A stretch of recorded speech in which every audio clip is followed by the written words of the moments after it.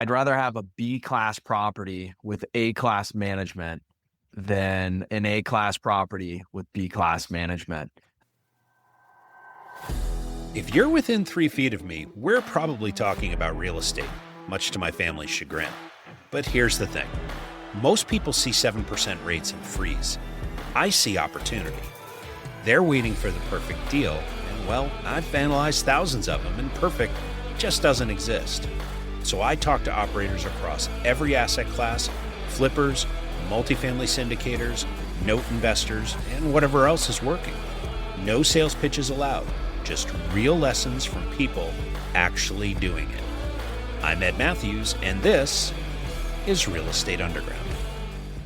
Greetings and salutations, Real Estate Undergrounders. It's Ed Matthews again with the Real Estate Underground.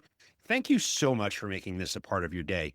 Today is a cool episode, and I know I say that a lot, but the fact is that the gentleman I have, Tim Hubbard, here from Corzly, he's the CEO and co-founder. Welcome to the show, Tim, by the way. Thanks for having me. Yeah, I'm excited. We talk about multifamily, and that's a huge subject on this show. And like I said in the past, we love bringing in asset classes that are alternatives. And this week we're talking about, this week we're talking about short-term rentals, midterm rentals, and a whole bunch of other stuff. Tim, welcome to the show. And so for those folks who haven't discovered you or Corzly, I want you to tell us a little bit about who you are and what you do. Yeah. Thanks for having me, Ed. Happy to be here. It's always fun talking real estate. So I started in real estate. Yeah, I started in the long-term rental world and about 16 years ago. And shortly after that, I got into short-term rentals because I saw more opportunity there. And I was investing in short-term rentals. I ultimately started investing outside of California, where I'm from originally, searching for better returns, better numbers. That led me to a couple other states. Eventually led me outside of the US, and I started a podcast along that journey called The Short-Term Rental Riches. And just talking about my journey with short-term rentals. A lot of people reached out asking how I was managing a portfolio virtually. And that sort of grew into Corzly. We had a team that was handling this all the core operations behind a short-term rental. We were doing it virtually with my own portfolio. And now we do that for hundreds of properties across the US and in multiple countries. So it's been an awesome journey, but we're definitely focused just on optimizing short-term rentals, which has gotten a lot harder, over the years. Yeah. And for those folks who haven't discovered short-term rental riches, I'm a fan of the show, by the way. Thank you for doing all that you do. And one of the things you talk about, so if you haven't discovered it, check it out because it's absolutely fascinating. I learned something. And frankly, I learned strategies and tactics and things from a whole bunch of businesses. I don't have any short-term rentals, but some of the business operations and ideas that kind of get fleshed out on your show are things that I can twist and turn and make them fit in my world as well. One of the things that I find interesting, and it's something you and I have done both in our lives, is working for technology consulting companies, flying all over the place and running real estate as a side hustle. And one of the things that you've mentioned in the past is you kept working remotely until your employer discovered it. What did that teach you about what work actually requires physical presence versus how's that shaped your thinking about working remote like you do today, and you hope other people do through Corzly? Wow. Yeah, I think there's a lot of underlying benefits from working remote that people maybe don't recognize in the beginning, especially for businesses that traditionally are hands-on. Yeah. And the big one is just that you can't be hands-on and be working remote. And if you are working hands-on, it means that you're very likely working in that business. And for a business owner or entrepreneur that wants to grow a business, we know that's a dead end, right? At some point, you have to stop working in the business and work on it. And so with real estate, if you move 50, 100 miles away from your property, you're not there anymore, especially for short-term rentals, which require really quick attention. And so that basically forced me to figure out how to efficiently operate short-term rentals, which is traditionally a hands-on business, but to do it virtually. So I think that's one of the really big ones. And that could apply to a lot of different businesses. Yeah, and it applies to my business in multifamily world, right? It's interesting. So, we do flips, we do multifamily and a whole bunch of other stuff. We take what the market's given, right? And I always talked about, especially with the flipping business, I like to buy properties I can go out and touch them and physically. And over the last 3 or 4 years, multifamily wise, those deals haven't really existed here in the Northeast, unless you wanted to grossly overpay and overcapitalize and get over leveraged and lose sleep and stress yourself out and freak your wife out and all the other things that those All the above. I choose to just maintain my relationship with my wife and not freak her out. But it's interesting because what you guys do at Corzly, it kind of solves that problem, right? Yeah, that's exactly it. We're basically helping others manage the whole back end operation. And with short-term rentals, there's a lot of pieces to it. There didn't used to be. There didn't used to be a lot of pieces. You basically put your property on Airbnb. Guest expectations were incredibly low. You could have photos of your family there, and you could even get away with leaving some dirty laundry in the closet, and people wouldn't give you a 1-star review because you were probably meeting that person at the property to rent it out. And so there was a relationship there. It is so much different now. We're competing against some of the nicest hotels. And so the guest expectation level is much higher and there's way more competition. And so there really are just dozens and dozens of pieces. And it requires a team and expertise to truly optimize all those pieces. Yeah, it's interesting. You alluded to it. So one of the things that you've talked about in the past is how underrated urban markets are, right? And that they're a little less seasonal. And because like when I think of short-term rentals, I think of golf courses and beaches, right? Yeah. Yeah, that's what most people have thought about. Vacation rentals. Actually, there's a very popular OTA or online travel agency is called VRBO. You've probably heard about it, but it's Vacation Rental by Owner. That's what the acronym stands for. And so that's where short-term rentals grew out of. But we know now that people are staying in properties for a short period of time for all kinds of reasons. Maybe they're coming to an urban city because they want to attend a conference. And maybe I was just in Miami last week at a conference and I'm in a management group there and they said, hey, you guys want to rent a house together? We'll all stay there instead of the hotel. I was traveling with my wife, so we ended up staying at the hotel, but otherwise I would have stayed with them. And that's just not possible in a hotel. And so there's all these reasons that have popped up and people are living in short-term rentals now too. So it's actually taken a fair percentage of housing.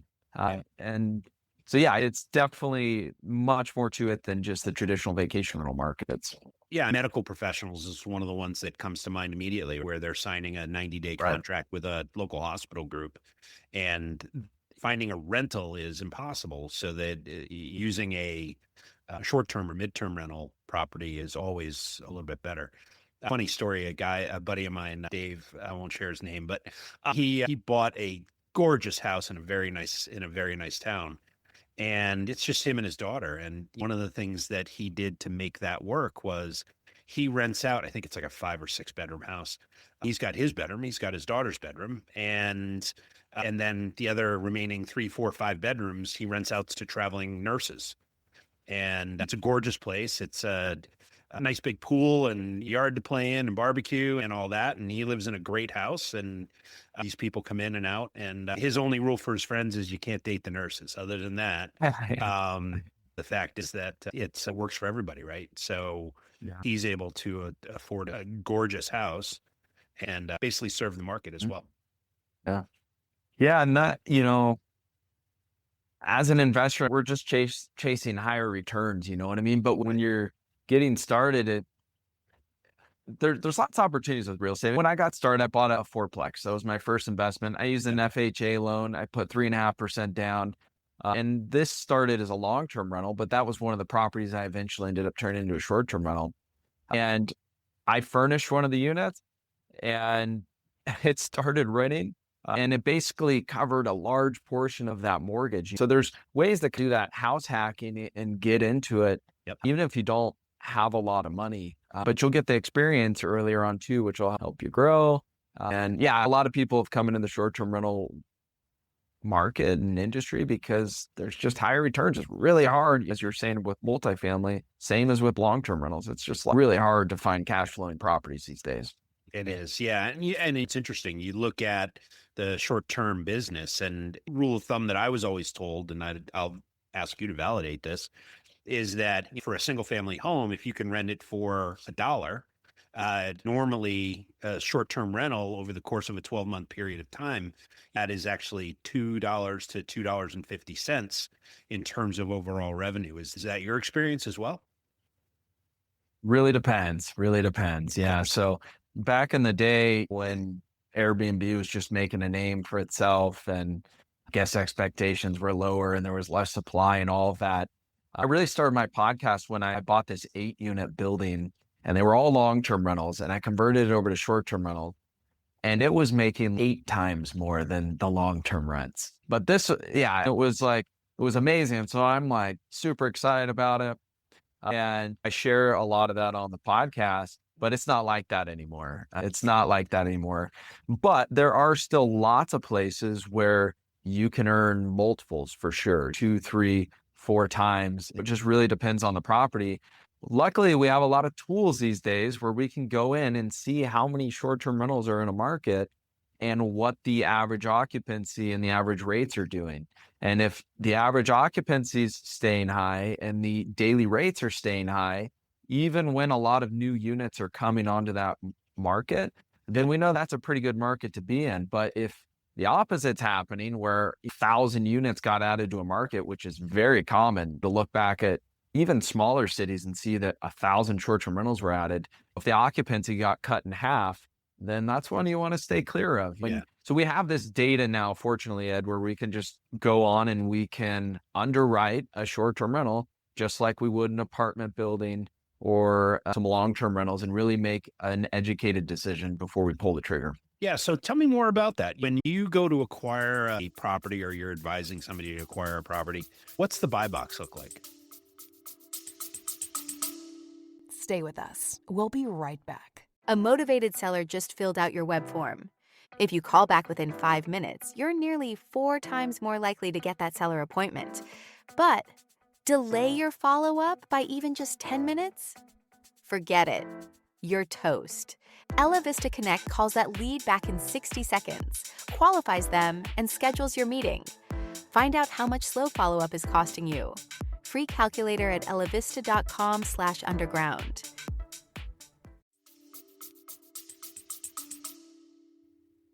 Yeah, it depends. Then we have this other piece of short-term rentals, which is that they can be fun to stay in. And a lot of time they are personal investments too. A lot of people get started with short-term rentals because they bought a second vacation home or they bought their first vacation home, second primary residence. Yeah. And so that changes things. If you're not looking at it 100% as an investment, then you can't underwrite it as an investment. So you'd have to determine what that personal portion of it is worth to you.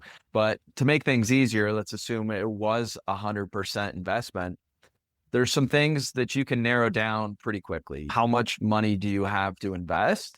That narrows down a lot of markets. If you're looking to invest in Miami or something like that, then that probably not going to happen unless you have a big budget. And then speaking of Miami, they have a lot of regulations. So you also got to check that too and make sure that the regulations in the city actually allow for it. Because you could get if you're buying a property to rent as a short-term rental and the rules change and you can't do that, then you better have some good backup plans. Yeah. So I think determining your budget, determining if there's a personal component involved, and then really it's just a numbers game. And again, we have all this data available. I like to have multiple options. So the more reasons a guest might stay at your property, the more consistent you could expect the occupancy to be. So that's one of the reasons why I've liked urban areas, because there's lots of reasons that people might be staying there. But it's also easier to have more competition in urban areas oftentimes. And we've also seen the luxury segment basically just doesn't seem like it has a cap on it. If you have a truly luxurious property and there's not a lot of competition, those properties are doing really well. So I guess it comes down to budget. If you've got a good management option in place, which doesn't have to be local, and if the regulations are allowing short-term rentals, those are some good places to start. Yeah. And as you're looking to get into this business, so I'm a newbie, right? So I start to look in, let's say Boston, and I find a property. It makes a lot of sense. But I live here in Connecticut. I live 2 hours away. And one of the things that, from a management perspective, has always been like, I'm not really sure I want to do this, is there are so many more moving parts in a short-term rental than there are in other types of investment properties. Talk me through that. What are the considerations that you need to make as you're contemplating, okay, is this a good fit for my investment portfolio? Yeah, sure. Management's super, super important. I come from the traditional real estate side, and there's a mentor of mine that they always say, I'd rather have a B class property with A class management than an A class property with B class management. And that's even more true in the short-term rental world, because you can literally have two properties that are almost identical to each other, or maybe are identical. Maybe they're in the exact same building, same amenities, everything. And one can earn twice as much as the other one, Right. based on reviews and how it's been performing and how it's marketed. And management becomes really important. Luckily, what we've discovered is that a lot of that operation doesn't have to be there on the ground. In fact, most of it for short-term rental can be done virtually. And so I think the biggest thing is making sure the expectations are set right. So whether you're using a local property manager or using a virtual manager that's communicating with your housekeeper and maintenance staff, we want to make sure that the expectations are set right. And that's going to ensure that you get good reviews. But we've also had a lot of new technology come that's available, and that's made it way easier. Back in the day when you had to do a key exchange or something like that, that's a pretty big operational bottleneck. But now everyone's used to just showing up, entering a 4-digit code and having access. And actually they prefer that most of the time, where they don't actually have to meet with someone. They like the privacy. Maybe they were traveling for the last 8 hours or whatever it happens to be. And so by using some of the new technology, home automation, we can facilitate the whole short-term rental operation. And so with good expectations, with the property advertised properly and using the right tools, it really just comes down to making sure the property gets cleaned well and it's maintained.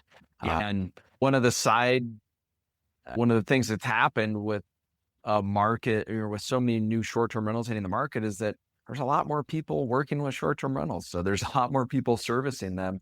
And to find a housekeeper and maintenance it's a lot easier than it was. I wouldn't say that the quality is always great, but that comes down to organization, and that comes down to expectations as well. So I guess all this was like a roundabout answer that management's really important, and if you do get it right in the short-term rental world, you can really excel and exceed even your neighbor's revenue.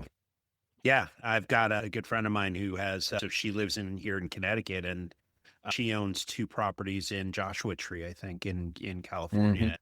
Absolutely killing it, although she's an exceptional manager. So that probably helps. So talk to me about, I want to make sure I understand how your company kind of fits into the model, right? So you have maintenance and maid services on the ground, obviously. And then everything else is managed where and how. Yeah, so everything is virtual. Our team's all over the place. We're in Eastern Europe, South Africa, the Philippines, South America, where I've spent a lot of time. My partner's Canadian. So we're completely virtual. And we're experts on all the back-end operations. We've managed tens of thousands of guests across tons of different property types, across dozens of different cities. And so we have a lot of experience with short-term rentals, and that's our main focus. Yeah. And we take off that whole back-end operation. So if someone has a short-term rental, we take over their listing for them. We make sure it's marketed in all the right places. We make sure that we're getting good guests in. We're making sure that we're pricing the property really well. So, you can create a really beautiful listing on Airbnb, but if it's not priced really well, then no, it's not going to show up. Airbnb, I think, displays 18 properties on their first page. 18, that's it. And if you're in a market with 1,000 properties and it's gotten more difficult, then you're going to be buried unless you're doing a really good job and staying on top of things. We handle the pricing, and then We handle all the guest communication. So we handle all the messaging. If there's an issue, we handle that. And then we work with our partners, housekeepers and maintenance on the ground to make sure that they know when there's a checkout and to confirm that whole process. So we basically handle the whole process, except that we don't hire the people on the ground and we don't pay them. So that's your job. Relies on the owner. Yeah. Okay. But yeah, actually like that's that. it. That's it in a nutshell. Yeah. Being the control person that I am, I actually like being responsible for hiring the people that are touching my property. So that's a good thing. Okay, so let's move on to the lightning round. And one of the things that I'm always interested in is meeting leaders like yourself. Financially, you've done very well, so money's probably not the motivator that it even was at one point. So, but there is something that gets you out of bed on Monday mornings to go to work, fire out of bed like a shot. And so I look at that as purpose, right? And so I'm curious about your purpose. What gets you out of bed on Monday mornings? Great question. I guess first of all, I would say I think this is something that changes over time. So my purpose earlier on was to build a successful real estate portfolio to give me financial freedom to be able to travel. And I did that and I traveled a whole bunch of places and it was great. But now things have changed. I started the podcast and the purpose behind that was to educate people. And so that's exactly what I've been doing over the last 6 years. And my purpose is not to answer guest messages. I don't like doing that anymore. You know what I mean? And we built Corzly to do that. But I feel like I'm still really on the educational part, not just because of the podcast, but the owners and the property managers that I meet with on a regular basis that are considering joining Corzly. I get to educate them about maybe what they could optimize with their portfolio, whether they join us or not. And the reality is that there's just a lot of been focused on this. And a lot of people we work with, maybe they have side jobs or maybe they have families. And so I'm still on the education side of things. I think it's just taken a little bit of a different turn where I'm very often one-on-one educating people, trying to help their portfolio. So I would say education. All right, right on. So I'm also curious about, you're talking about you being a mentor to people. I'm curious about the mentors that you've had in your life, and specifically, what's the best advice you ever got and who gave it to you? That's a tough one. So I've always been big into self-development, Jim Rohn, all the most popular names. I think probably the biggest one, I was in this group, a good friend of mine put together, it was like a marketing group, and actually he used to work with a lot of those self-development coaches and authors. And Dennis Waitley was in some of our calls. He was really well connected. And so I would say he's had a big influence, and maybe one of the most profound statements, hopefully I don't butcher it, but I think it was something like, we have two choices in life. We can accept the way things are, or we can accept the responsibility to change them. And I think that's just like really profound, deep statement that we can do basically whatever we want, but we got to accept the responsibility to make some changes. Love that. So I'm also curious about, I fundamentally believe, and I'm the leader in this respect. I think you learn way more from your mistakes than you do from your successes. And so I'm curious about like decision that you've had over the years that you look back on and go, I didn't get that, man. I'd love to have that one back. And how'd you handle it?